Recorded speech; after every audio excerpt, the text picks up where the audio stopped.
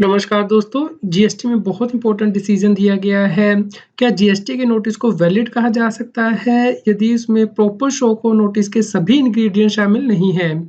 यानी कि उसे सही से यदि इशू नहीं किया गया है, क्या उसे वैलिड कहा जा सकता है? दोस्तों, इसके लिए हाई कोर्ट ने डिसीजन दिया है। तो सबसे पहले हम केस के फैक्ट रेफर कर लेते हैं। देखिए दोस्तों, यहाँ पे जीएसटी ऑफिसर के द्वारा शो को नोटिस इशू किया गया व्यक्ति को और जो शो को नोटिस इशू किया गया उसमें जो जनरल पैराग्राफ है वो ही डाल दिया गया, यानी कि व्यक्ति ने टैक्स नहीं पे किया है या फिर रिफंड गलत रिलीज किया है या input as credit wrongly avail किया यूटिलाइज किया है। इसमें जो इररेलेवेंट पोर्शन है उसे स्ट्राइक ऑफ नहीं किया गया था।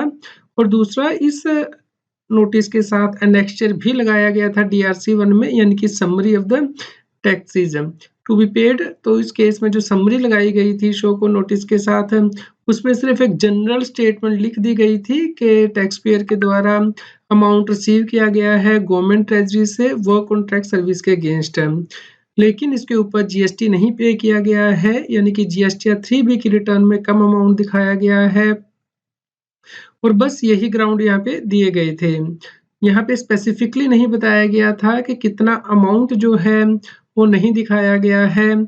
इस प्रकार यहाँ पे टैक्स पेयर के द्वारा प्ली ली गई कि प्रॉपर फॉर्मेट में इशू नहीं हुए हैं जीएसटी के नोटिस, इसलिए इन्हें क्वैश कर दिया जाए। इस केस में जीएसटी डिपार्टमेंट का कहना था कि जो जीएसटी पोर्टल पे फॉर्मेट दिया गया नोटिस इशू करने का, उसी फॉर्मेट में नोटिस इशू किया गया है। डिटेल फैक्ट और चार्जेस जो है वो जीएसटी पोर्टल पे अपलोड नहीं किए जा सकते हैं, इसलिए जो समरी है शो को नोटिस की वही इशू की गई थी। इस केस में हाई कोर्ट ने डिफरेंट जजमेंट को रेफर किया और इस कंक्लूजन पे पहुंची कि जब तक शो को नोटिस में क्लियर चार्जेस मेंशन नहीं किए जाते टैक्स पेयर के अगेंस्ट, तब तक उसके पास कोई अपॉर्चुनिटी नहीं होती है कि वो अपने आप को डिफेंड कर सके। इस प्रकार हाई कोर्ट के द्वारा कहा गया कि इस केस में प्रॉपर शो को नोटिस इशू नहीं किया गया है, क्योंकि जो शो को नोटिस की रिक्वायरमेंट जीएसटी एक्ट में दी गई है वो फुलफिल नहीं की गई हैं। और ये कहना कि शो को नोटिस के लिए समरी इशू कर दी गई है सही नहीं है, क्योंकि प्रॉपर शो को नोटिस को समरी जो है वो सब्स्टिट्यूट नहीं कर सकती है डीआरसी 01 में, इसलिए जीएसटी एक्ट के अंतर्गत प्रॉपर शो को नोटिस इशू होना जरूरी है टैक्स पेयर को। दोस्तों, इस केस में हाई कोर्ट के द्वारा कहा गया कि इस केस में जो समरी भी अपलोड की गई है जीएसटी पोर्टल पे डीआरसी 1 में, उसमें भी ये नहीं बताया गया कि कौन सा ऐसा वर्क कॉन्ट्रैक्ट था जो कि कंप्लीट किया गया है या पार्टली कंप्लीट किया गया है, जिसके ऊपर के टैक्स पेयर ने जीएसटी 3B में जीएसटी डिस्चार्ज नहीं किया है।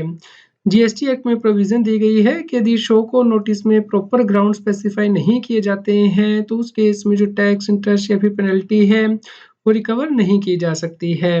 इस प्रकार हाई कोर्ट के द्वारा कहा गया कि इस केस में जो शो को नोटिस और जो समरी अपलोड की गई है वो प्रॉपर फॉर्मेट में नहीं है। इस प्रकार जो नेचुरल जस्टिस का प्रिंसिपल है वो फॉलो नहीं हो रहा है इस केस में। इस प्रकार जो शो को नोटिस और डीआरसी 1 में समरी अपलोड की गई थी उसे क्वैश कर दिया गया हाई कोर्ट के द्वारा। दोस्तों, आप इस जजमेंट को डाउनलोड कर सकते हैं, इसका लिंक इस न्यूज़ की वीडियो डिस्क्रिप्शन में भी दिया गया है। ये जजमेंट बहुत ज़्यादा इम्पोर्टेंट हो जाती है, क्योंकि नॉर्मली देखा गया है कि जीएसटी में यदि नोटिस प्रॉपर फॉर्मेट में नहीं भी होता तब भी रिकवरी करने की कोशिश की जाती है, तो आप उस केस में इस प्रकार की जजमेंट से हेल्प ले सकते हैं। उम्मीद करते हैं आपके लिए यह न्यूज़ यूज़फुल रही होगी। कृपया लाइक कीजिए, शेयर कीजिए ताकि सभी लोगों तक ये जानकारी पहुंच पाए और वो जीएसटी की कॉम्प्लायंस कर पाएँ। रेगुलर जीएसटी और टैक्स अपडेट के लिए इस चैनल को सब्सक्राइब करें।